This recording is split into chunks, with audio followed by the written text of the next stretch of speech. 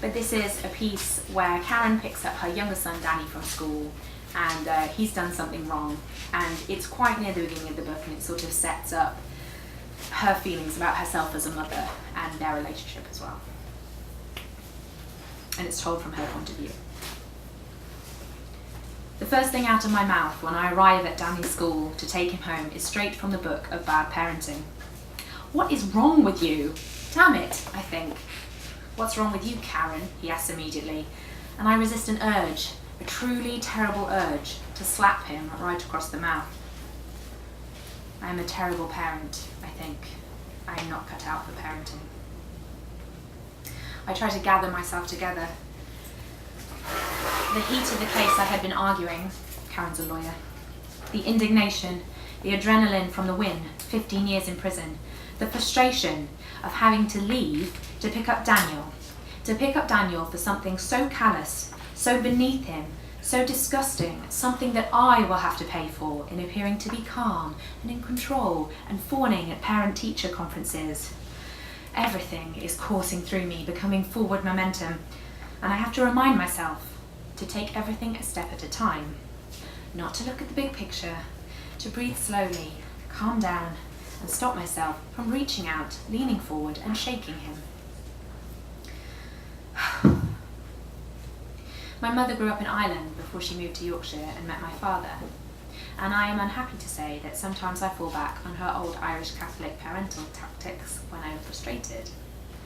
It happens today, and I choose to inflict guilt upon Daniel in an attempt to make him sorry for hitting his teacher in the face with scissors. "You know better than that, Daniel," I say, shaking my head. "I'm so disappointed in you." "I didn't hit her," he says. "I touched her." I grab at his arm, attempting to pull him up, to get him out of the school before someone sees us, and he pushes me away. I often feel out of my depth with Daniel.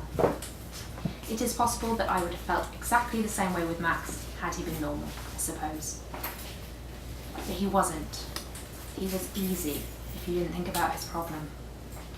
He was perfect and reasonable and sweet to a fault, and sometimes I wish Daniel could be like Max, cuddly, obedient, always close by.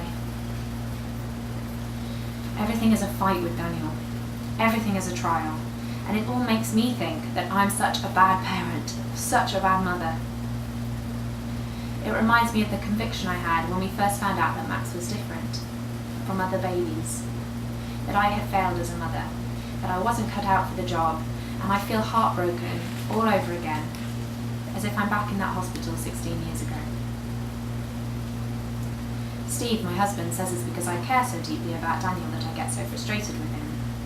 If I didn't care, I wouldn't feel so irritated. I sit next to Daniel, exhausted. "I didn't hit her," he says miserably. I study the mural of staff photographs on the wall. When Max went to primary school, there were 4 teachers in total, 3 class teachers and a headmaster.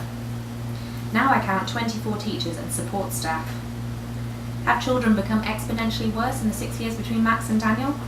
I imagine the support staff in a milieu of screaming, shrieking, hitting little terrors. "Do you believe me?" Daniel asks. I turn to him. I think about this for a minute. "Yes." Daniel turns sadly towards the mural. "Thanks," he says. "We have to go home," I say suggestively, as if putting it on the table. "It's just an option," my tone says. "You can sit here for the next 5 hours if you want." "Okay," he says. Suddenly the irritation turns a corner, and I feel a rush of empathy for Danny. He's not easy, but it's not easy being him. He's awkward with everyone. He grew up too fast, having a much older brother. He talks like a mini politician because of his father. He's quick to temper, and he gets that from me. Max inherited all our best attributes, and Daniel all the worst. He's bright, but he doesn't have Max's concentration. He's a B student. He's obsessive-compulsive. Physically, he's small, inheriting his height perhaps from my mother's side, but he's also bony. He has my proliferation of childhood freckles and scrapes, an inherited tendency towards being bitten by mosquitoes, tripping, accidents. He once shot himself in the eye with a friend's BB gun, resulting in a nightmare trip to the hospital for him and Steve while Max and I waited at home. My funny little man, I think, looking at Danny's curly strawberry blonde hair. I put my arm out spontaneously. The bottom length of it touches his shoulders, just fractionally, just the start of a hug. My right arm goes around his front.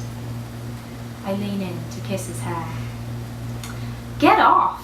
Daniel shakes his head aggressively, hitting my teeth with his skull, lurching away from me. I cry out and my hand goes to my mouth. Come on then, Daniel says, sliding off the chair. He walks over toward the secure door. I take a breath. I tell myself it's going to be okay. We're going to go home and I'll make dinner and he'll calm down and I'll calm down. I pick up my coat and walk over, touching the door release button high up on the wall above Daniel's head. The doors are released for 5 seconds. We step through.